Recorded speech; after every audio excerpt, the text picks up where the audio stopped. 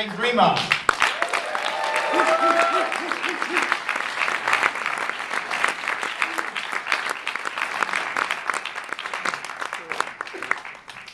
And Joel Weiss as well, Cropsey.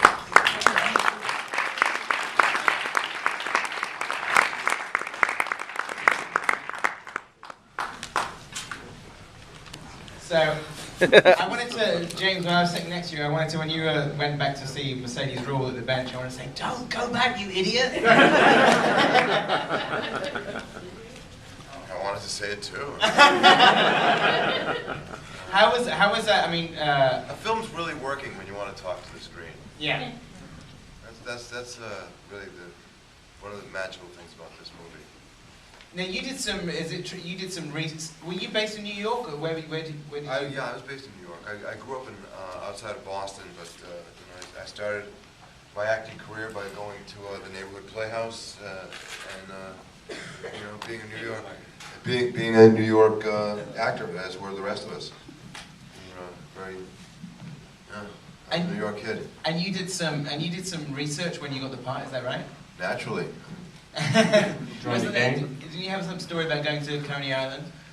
Yeah, when we were young actors in New York, I mean, if you had one line in a movie or something, I mean, you'd go and watch The Pimps on 8th Avenue, just so you could like get that one thing, so you could say that one line. And research was very important to us, and I didn't really have the kind of hard upbringing that Ajax had.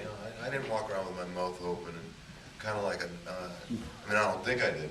But, yeah, I went down there just so I could find some kind of key, some kind of hook into it. And I went down to Coney Island and walked around. I found one guy, and he actually kind of looked like me.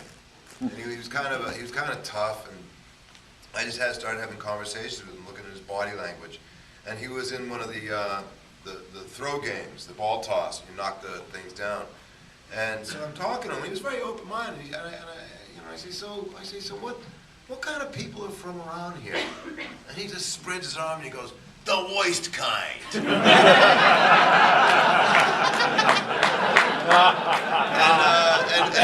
I had it. I just had it. And Frank, that shot where I was, doing the speed bag on the things, I'd been doing that in between takes the whole time. And Frank had the foresight to grab a camera and make a shot of it. And he directed that moment. It's one of my favorite in the picture. I noticed the moment. You were doing it. It's what Walter said. The kids were doing stuff all the time, and about halfway through, we decided we needed a lot of shots, just in case, because we knew we were getting behind and we couldn't go back. So we did a lot of portraits of all of the Warriors, and I saw him doing that every night. Thought it'd be good.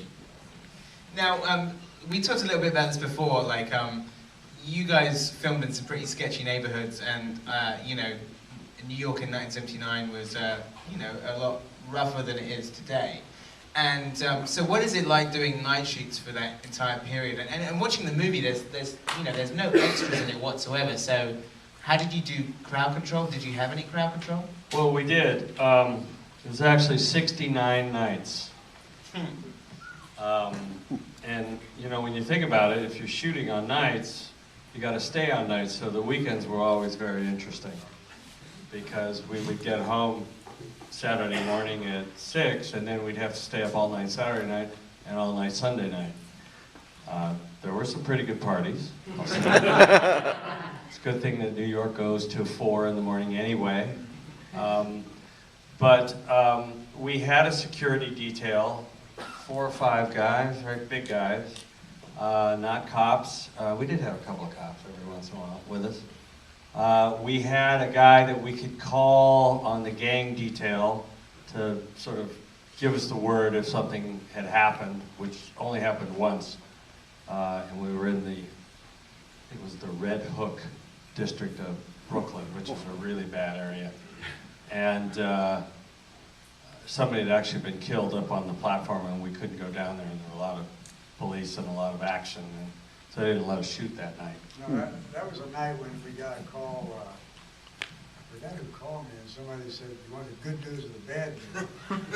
And I said, "Well, I think I'll I'll take the bad news. He said, I think a 16-year-old kid got shot and killed by a transit authority cop. I said, that's the good news? He said, yeah. What's the bad news? He says, right where you're shooting. That was what happened. Yeah, it's there were two different sets of police. There was the transit authority cops and then the regular New York City cops. Obviously, we had a lot of work to do on the subways. I was assigned the job of whining and dining the head of the subway, I don't know what was the head subway guy, whose name was Mr. Subway, Dennis Wendling. I'll always remember it. What was his name? Dennis Wendling. Some things you never forget. Spent a lot of time with Dennis. But, you know, they were very cooperative. There was a station at Hoyt and Skimmerhorn that was unused, and it was like 4 different stations, and we would just go around and change on 96th Street to Union Station, and then, you know, we got a lot of our stations there. We also shot at Union Station. We shot at a couple of other up on the ground stations. So it was, you know, it was a lot of planning, a lot of logistics, and it was all at night, so there weren't a lot of crowds around, and most of the time we were below ground, so we didn't have a lot of people around, and we had these 4 or 5 security guys, and as I recall, there's only one incident where a couple of real people on the street sort of got uppity and, you know, wanted to challenge the Warriors. Although when we got to Coney Island, and there was a gang there, and the Transit Authority police told us when we went to lunch off the platform and down into this Italian restaurant that the Warriors should not wear their colors. So they had to take their vests off. And by that time we were at the end of the schedule, and we took everything very serious because there was a lot of violence. And so they would take their colors off and we'd go to lunch. And Remar was complaining, I'm not be a wimp. I was already done at that point. No, but we had some guys come up, I can't remember who it was. No, I do remember that. It was They had hats on, they had... We were doing the Turnbull AC's sequence, Yeah. and one of them was coming up and said, "I'm going to slap all of you," and I was going to go for him. You know, Of course you were. Back. Always in character. We had this big guy, and the big guy stepped forward and said, "You want to play?" This kid, and the kid comes up to him, and he put one hand in the kid's throat and knocked him flat on his ass, 4 feet, 5 feet away, and that pretty much was the end of it. That was the end of that. That scene where where the Lizzies battled the 3 Warriors was shot up at around 101st Street up in Harlem in a pizza parlor. It was a pizza parlor, and we built their clubhouse in the back, and we needed to get out of there in 2 days. And so we parked all the trucks on the street, and we went in, we started setting up. And somebody came and got me and said, there's somebody that wants to talk to you at the front door. And I think that they looked for Larry, and Larry was missing. was not. Said, who's in charge? Well, him. And so I came to the door, and I looked out the front door, and there was probably 12, 13-year-old kids standing there. He said, "Are you in charge?"